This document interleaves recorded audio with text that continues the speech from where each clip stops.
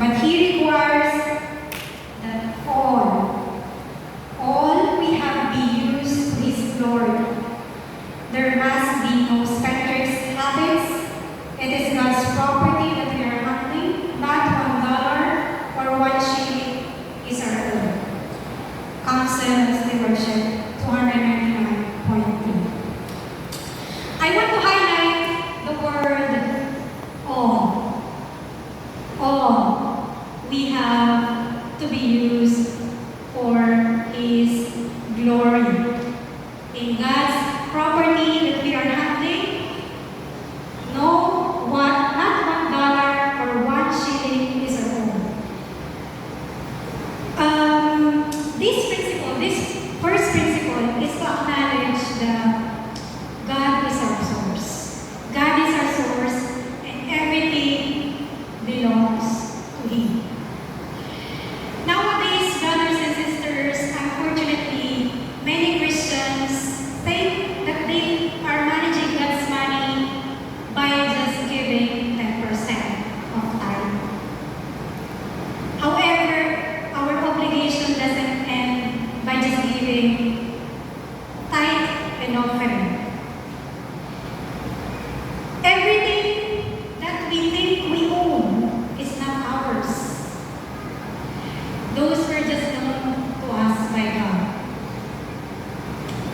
Don't forget the 90%. All the remaining 90% should be used also for His glory. Brothers and sisters, if you will apply this principle, the principle of ownership, it will completely change your mindset. It will completely change your mindset. You will be more careful, you will be more cautious, you will be more wise on dealing with your resources, knowing that those are not yours. Those are God's. The first principle, the principle of ownership. Okay, let's go to the second principle. Principle of tithing. First, let's look at Proverbs chapter 3, verses 9 to 10. Honor the Lord with your possessions and with the first fruits of your increases, so your barns will be filled with plenty and your vats will overflow with new wine. And then, here I highlighted first fruits. First fruits, meaning not portion, not remaining, first fruits. Why? Why do you think it should be first fruit? Because this is one way that we honor God. This is one way that's showing that we honor God first by giving Him first fruit. If we will interpret this first fruit, meaning it's based on gross earnings, not net income, but based on gross earnings. Let's have Malachi chapter 3, verse 10. Bring ye all the tithes, so the storehouse, into the storehouse, that there may be food in my house, and try me now in this, says the Lord of hosts.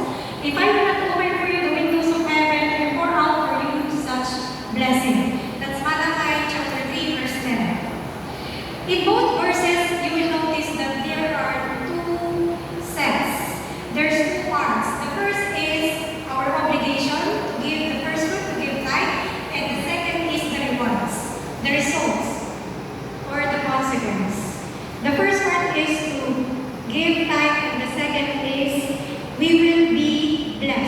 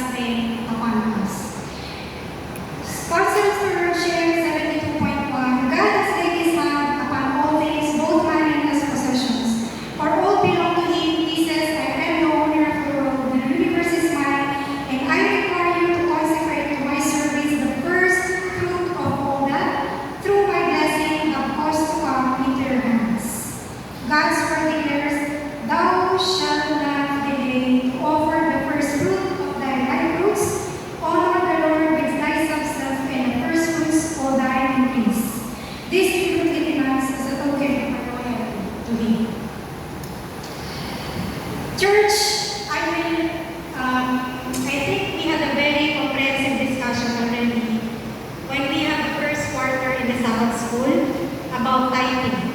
So I will not go into the details on this. But then, I just want to highlight, I just want to emphasize to this church that tithing is more than an obligation. Tithing is more than an obligation. Tithing is a token of gratitude. Tithing is a token of obedience. Tithing is a token of loyalty to God. Tithing is a reflection of our trust to God and act of faith. Tithing is an indicator of honesty and pure hearts. Again, tithing is more than an obligation. That's the second principle, honoring God by honoring God's first by tithing. Okay, third principle, principle of saving. Principle of saving. Let's read Proverbs 21, verse 20. In the house of the wise are stores of the choice food and oil.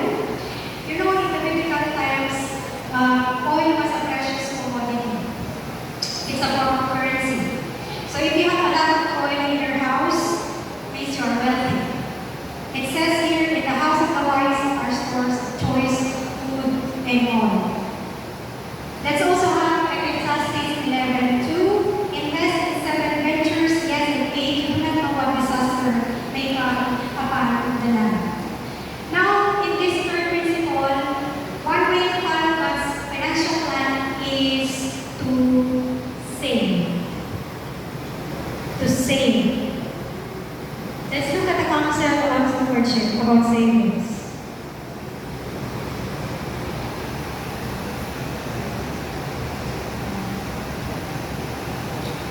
Okay? It says here, there should be no extravagance in building fine homes, in buying costly furniture, in indulging in worldly dress, or in providing luxurious food.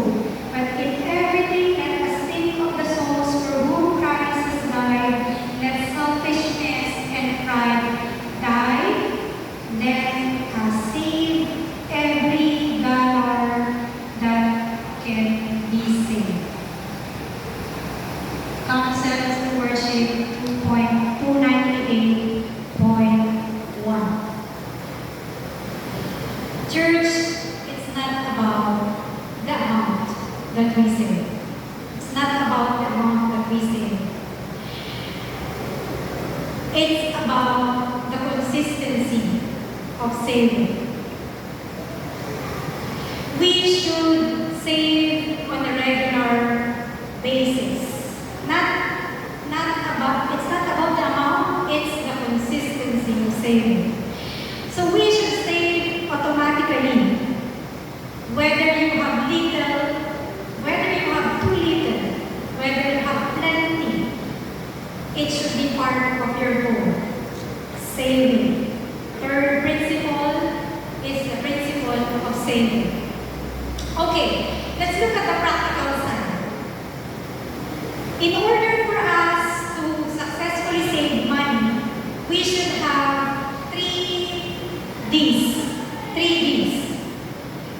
First D, direction. We should have direction. In order in saving, you should have a purpose. You should know why you are saving. I want to put it in a proper context because there's a lot of danger if you are saving for the wrong reason. If you are saving out of fear, therefore you are not trusting God. If you are saving out of greed, whole point. So when we say we should have the right reason, and that should be unselfishly and for a good cause.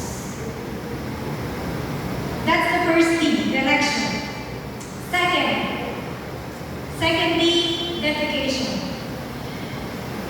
Church, it's not easy to save money. It's really challenging to save money. Especially if you have a pile of bills to pay. But if you have dedication, if you have a commitment, you need to stick to your saving plan. First D, direction. Second D is dedication. What would be the third D? Any guess? Third D? Discipline. You should have, in order for us to save successfully, we should have discipline. Discipline will give us the willpower. Discipline will give us the willpower to do what it takes to save money. So if you have direction, if you have dedication, if you have discipline, we will get there. We will be able to save money. Let's look at the statistics. In Western Europe, the average serving rate per household is around 12%. Meaning, in every €100, the household can save up to €12. In the US, the average saving rate is 6%. Meaning, in every $100, the household can save up to $6. However, only the 39% of the population in the US don't have savings. 18% have a very little savings. So if you will total 39 and 18%, more than half of the population don't have savings or have little savings. Now, in the Philippines, the average saving rate per household is 10.8%. Meaning, in every 100 pesos, one household will be able to save around 10.8 pesos. However, similar to the US, more than half of the population in the Philippines don't have savings. It's very challenging to save money, as I mentioned earlier. But the fourth principle, failing to follow the fourth principle, can be one of the possible reasons why people don't manage to save money. What do you think would be the fourth principle that hinders people to save money? What would be the fourth principle? The fourth principle would be principle of avoiding debt. Principle of avoiding debt. Let's look at Proverbs 22, verse 7. The rich rule over the poor, and the borrower is his slave, the lender. By looking at this verse, you can see that there's a form of bond between lender and borrower. If you look at the Bible, there's a lot of verses about debt. And every time that debt is